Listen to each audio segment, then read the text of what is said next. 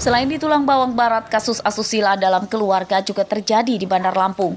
Minggu siang, seorang pria berinisial BS ditangkap polisi di rumahnya di Panjang karena mencabuli putri tirinya. Tanya nih, siapa teman-temannya tadi? Saat diinterogasi polisi, BS mengakui perbuatannya. Pria 51 tahun ini mencabuli putri tirinya yang berusia 10 tahun sejak 2019 lalu. BS mengancam akan membunuh ibu korban jika korban tidak mau menuruti kemauan bejatnya dan menceritakan aib itu ke orang lain. Kali itu dimulai dari tahun 2019 yang lalu waktu anak itu masih kelas 1 SD. Kemudian berlanjut, kenapa anak ini bisa dilakukan persetubuhan? Waktu itu diberikan imbalan, ya diiming-imingi uang 100.000 sama orang tua tirinya ini. Kemudian setelah itu selesai dia melakukan persetubuhan ini, kemudian diancam kalau kamu sampai melaporkan ini ke orang tuamu nanti ibumu akan saya bunuh. Jadi anak ini takut, jadi dia lapor. Pencabulan terhadap anak tiri oleh BS terungkap setelah korban mengadu ke ibunya dan dilaporkan ke polisi. Polisi menyita pakaian korban dan hasil visum dari rumah sakit sebagai barang bukti. Atas perbuatannya, tersangka terancam hukuman 15 tahun penjara. Robi Lasti melaporkan dari Bandar Lampung.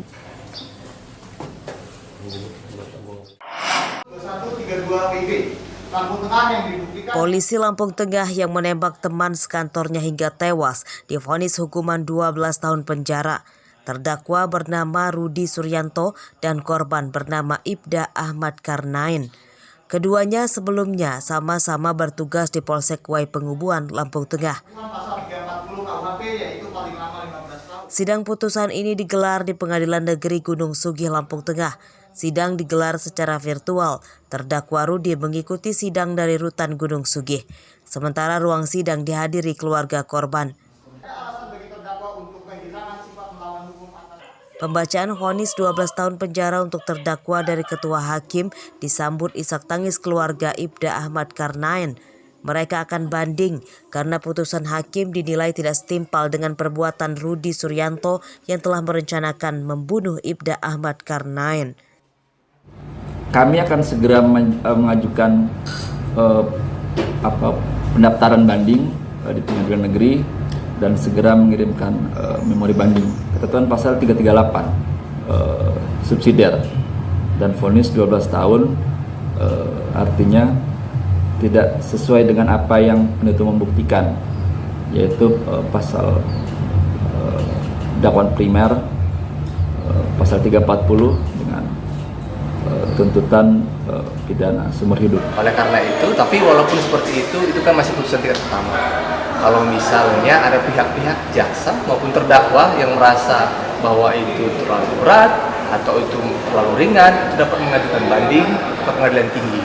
Nanti di pengadilan tinggi akan diperiksa ulang lagi karena sama-sama judek fakti dengan pengadilan negeri, jadi sama akan diperiksa lagi seperti itu dan nanti akan diputus di pengadilan tinggi apabila ada yang merasa belum puas. Polisi tembak polisi di Lampung Tengah itu terjadi pada 5 September 2022 di rumah Ibda Ahmad Karnain. Rudi Suryanto menembak teman sekantornya dengan pistol dinasnya. Ibda Karnain tewas tertembak di dadanya. Penembakan dilatar belakangi dendam Rudi karena kerap dilecehkan Ahmad Karnain. Sebelum menembak korban, Rudi sempat menguji senjatanya di jalan untuk mengetahui berfungsi atau tidak. Atas perbuatannya, Rudi Suryanto dipecat dari Polri dan kini divonis 12 tahun penjara. Haris Susanto melaporkan dari Lampung Tengah.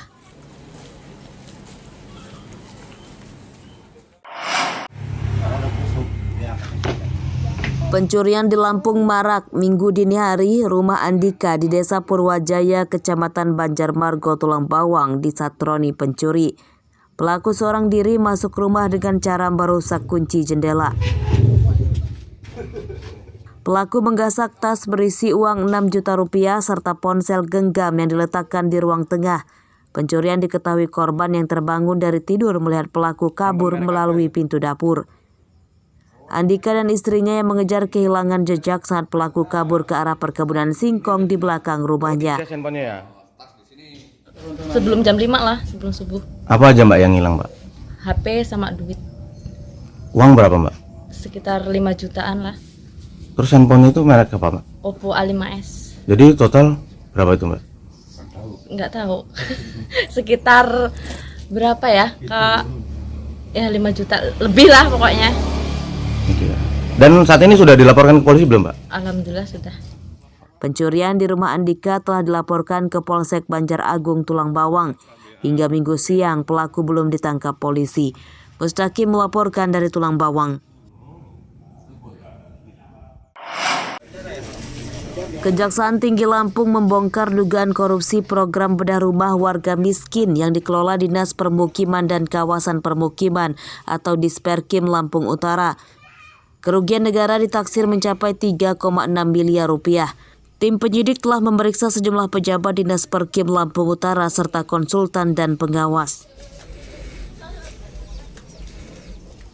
Kasih Intel Kejati Lampung Hutamrin mengatakan penangkapan kasus ini meliputi besaran kegiatan perencanaan fiktif di tahun 2018 hingga 2020.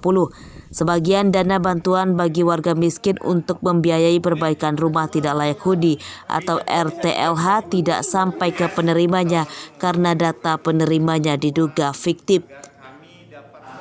Itu ternyata tidak dilakukan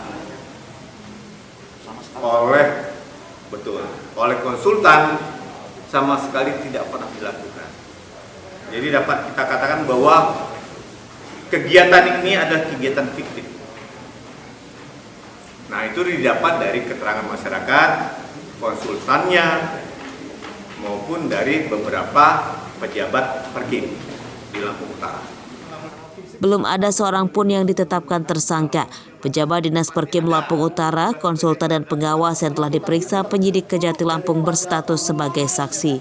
Jeffrey Arifin melaporkan dari Bandar Lampung. Bukan lo itu mana?